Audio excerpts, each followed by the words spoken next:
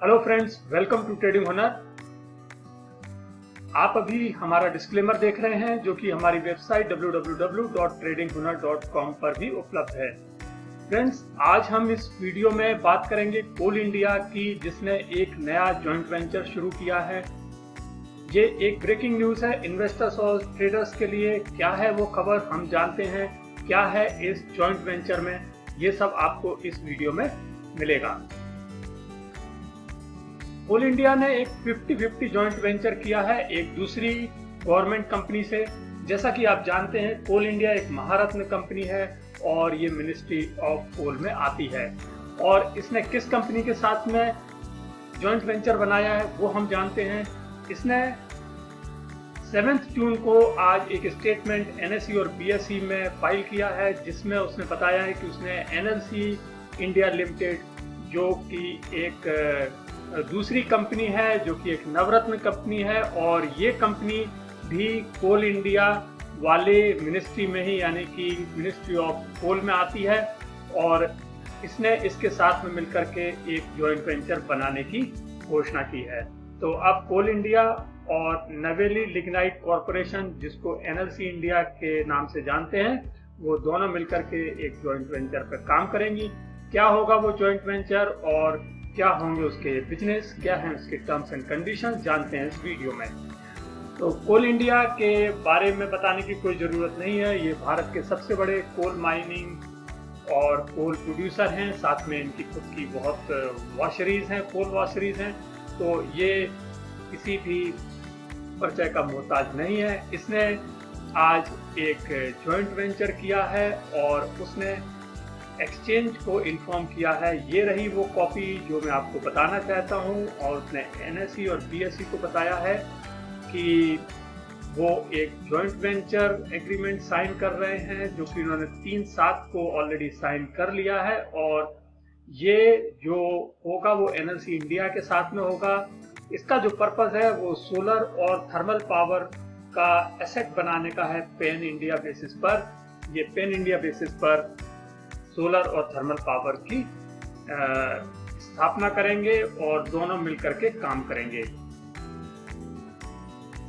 यहाँ पर जो दोनों कंपनियां होंगी, उनका एक अधिकार होगा कि वो जो बोर्ड है उसमें 3-3 डायरेक्टर्स को अपॉइंट कर सकती हैं।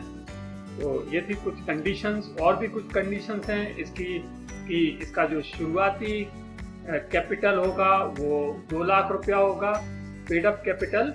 और ये दोनों पार्टीज जो है वो 50-50% में उसको सब्सक्राइब कर सकती हैं। और इशू प्राइस जो होगा वो उसकी जो फेस वैल्यू होगी वो 10 रुपीज़ पर शेयर होगी।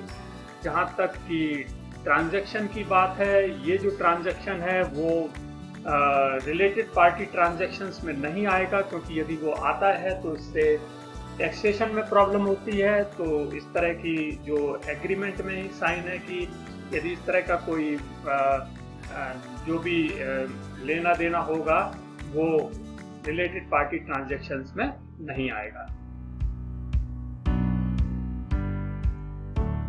इसके अलावा मैं आपको यहाँ पर एक चीज बताना चाहता हूँ नवेली लिग्नाइट कॉरपोरेशन के बारे में, कि ये एक बड़ी ही महत्वपूर्ण कंपनी है और ये साउथ इंडिया में काम करती है। इनकी खुद की अपनी कोल माइंस हैं और इनकी जो कोल माइंस हैं वो बेसिकली लिग्नाइट टाइप की हैं। लिग्नाइट एक प्रकार से भूरे रंग का कोयला होता है और ये सेम होता है। हालांकि इनके पास कोल माइंस भी हैं साउथ इंडिया में, लेकिन इनके पास जो ज़्यादातर जो इनके पास डिपॉजिटरीज हैं वो हैं लिग्नाइट की। इसके अलावा इन्होंने बहुत दिनों से ये विंड पावर में उतरे हुए हैं और इनके खुद के विंड पावर पार्क्स हैं। इसके अलावा इन्होंने सोलर एनर्जी में भी एक अच्छी खासी पहुंच बना रखी है और ये उसको डेवलप करना चाहते हैं। इसीलिए ये कोल इंडिया के साथ में जॉइंट वेंचर कर रहे हैं। तो यहाँ पर मैं आपको और दिखाना चाहता हूँ कि जो इनकी कुछ माइंस हैं जो कि आप देख रहे हैं यहाँ पर, डिटेल में। इनकी 3-4 माइंस हैं जो कि अच्छी कैपेसिटी की हैं। इसके अलावा आप यहाँ पर देख सकते हैं कि इनका विंड पावर प्लांट है और सोलर पावर प्लांट भी है।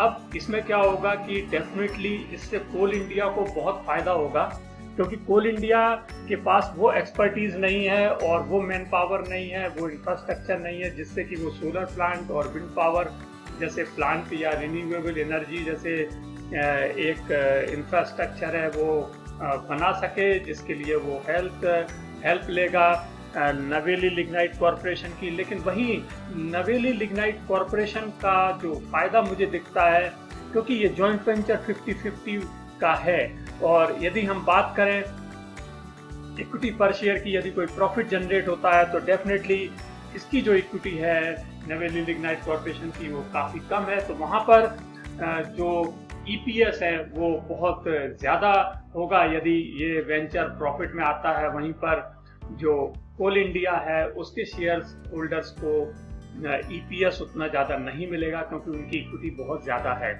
तो ये एक बेसिक डिफरेंस मुझे समझ में आ रहा है इस कोल इंडिया में। और यहाँ पर आप प्राइसेस देख रहे हैं कोल इंडिया की और नवेली लिग्नाइट कॉरपोरेशन के। ये आज के रेट्स हैं दोपहर के, जब मैं ये वीडियो बना रहा था, जब मुझे इंफॉर्मेशन मिली इसके बारे में एक्सचेंज की वेबसाइट से। तो ये आप देख सकते हैं अपनी वेबसाइट, अपने स्क्रीन पर ये वो रेट्स हैं। और यहाँ पर आप देख रहे हैं कि NLC जैसा मैंने आपको कहा था इसको ज़्यादा फायदा होगा, इसलिए ये 2.8% के करीब ऊपर है, 2.18% के करीब ऊपर है, 46.90 पर ट्रेड कर रहा है। जबकि कोल इंडिया की यदि हम बात करें तो 136.50 पर है और वो केवल 0.89% ही ऊपर काम कर रहा है। तो आप समझ सकते हैं कि जो बेनिफिट होगा वो NLC के शेयर होल्डर्स को ज़्यादा होगा, ऐसा मेरा मानना है। तो दोस्तों, हम ये चाहते हैं कि ये जॉइंट वेंचर सक्सेसफुल हो और आप ये वीडियो देखते रहें। आपने जो समय इस वीडियो को देखने के लिए दिया है उसके लिए बहुत बहुत धन्यवाद। और यदि आपने अब तक हमारे चैनल को सब्सक्राइब नहीं किया है तो प्लीज़ हमारे चैनल को सब्सक्राइब कीजिएगा और बेल आइकन को प्रेस कीजिए। Thank you.